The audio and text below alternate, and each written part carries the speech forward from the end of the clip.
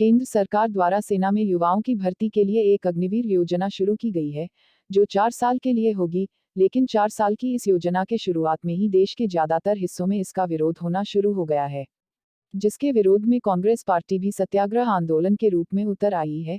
इस अग्निवीर योजना के विरोध में आज अंबाला कांग्रेस के कई दिग्गज नेताओं ने अपने कार्यकर्ताओं के साथ एसडीएम ऑफिस अंबाला के बाहर इस सत्याग्रह आंदोलन में भाग लिया। इस अग्निवीर योजना के विरोध में कांग्रेस के वरिष्ठ नेताओं अशोक जैन जी, सुधीर जायसवाल जी, हीरालाल यादव जी, वेणु अग्रवाल जी और अनिका शुक्ला जी ने कड़ा विरोध प्रकट किया। अंबाला से कुलदीप सिंह। मैं हीरालाल यादव, कांग्रेस का एक सक्रिय कार्यकर्ता। ये बताना चाहूँगा कि आज का जो ये सत्याग्रह है, ये जिला कांग्रेस कमेटी अंबाला छावनी की ओर से हाई कमान के निर्देश के अनुसार रखा गया है। हमारी हाई कमान ने, कांग्रेस पार्टी ने, सोनिया जी ने, राहुल जी ने, हमारे प्रदेश के अध्यक्ष उदय भान जी ने, हमारे जो लेजिस्लेचर असेंबली में अपोजिशन के लीडर हैं भूपेंद्र सिंह हुड्डा जी के, हमारे और नेताओं के शैलजा जी, सभी नेताओं के निर्देश पर हमने ये आयोजन किया है। और हम लोग इस जो अग्निपथ योजना है उसके खिलाफ धरने पर बैठे हैं, क्योंकि अग्निपथ योजना जो है वो देश के युवाओं के भविष्य के साथ खिलवाड़ है। हमारी सेनाओं के जो सेना बल है उसके खिलाफ है, इस देश की सुरक्षा के खिलाफ है। इसलिए हम हाईकमान के निर्देश पे सत्याग्रह पर बैठे हैं, क्योंकि हमारा मानना है ये सरकार बिना सोचे समझे जो इनके पूंजीपति दोस्त इनको निर्देश देते हैं उसके अनुसार ये काम करते हैं। और इसका सबूत यह है कि इस योजना को जब लागू किया गया तो 2 दिन के अंदर 5 बार इनको संशोधन करना पड़ा, युवाओं के आक्रोश को देखते हुए, उनके विरोध को देखते हुए। इसलिए हम इस जो गरीब विरोधी सरकार है, जो किसान विरोधी सरकार है, जो छोटे व्यापारी विरोधी सरकार है, जो युवा विरोधी सरकार है, जो सेना बल के विरुद्ध सरकार है, इस सरकार के खिलाफ यहाँ सत्याग्रह पर बैठे हैं। और ये आंदोलन के माध्यम से हम ये संदेश देना चाहते हैं कि ये जो भारत की सरकार है, भारतीय जनता पार्टी नहीं बल्कि नरेंद्र मोदी और अमित शाह की जो सरकार है, जिसको निर्देशित करते हैं अडानी और अंबानी, अपने गलत फैसलों को वापस ले, जनहित को ध्यान में रखे।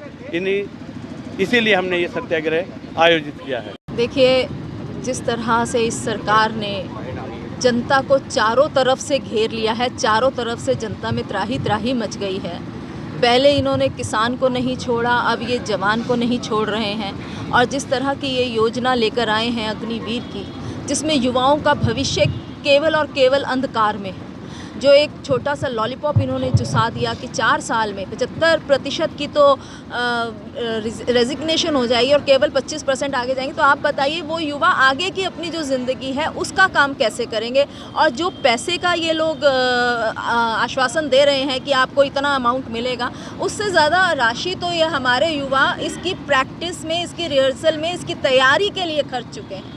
तो आज हर तरह से जनता के साथ खिलवाड़ हो रहा है, जनता की भावनाओं के साथ खिलवाड़ हो रहा है। सरकार केवल और केवल सत्ता का सुख भोग रही है, अपने ही कुछ पूंजीपति मित्रों को ऊपर उठाने में लगी हुई है और देश को पूरी तरह से डुबाने में जो इस सरकार ने काम किया है वो कोई भी नहीं कर सकता। डिप्टी मेयर अंबाला, आज हम अग्निवीर के जो हमारा आज सत्याग्रह है उसके लिए हम यहाँ धरने में बैठे हैं, क्योंकि इन्होंने पहले, इस सरकार ने सबसे पहले नाम रखा अग्निपथ। जब लोगों ने इसको मजाक की तरह लिया कि अग्निपथ तो फिल्म का नाम था, तब इन्होंने संशोधन किया, अग्निवीर नाम रख दिया। इसी तरह ये हर एक काम में, कोई हो, जीएसटी हो और तरीके हैं,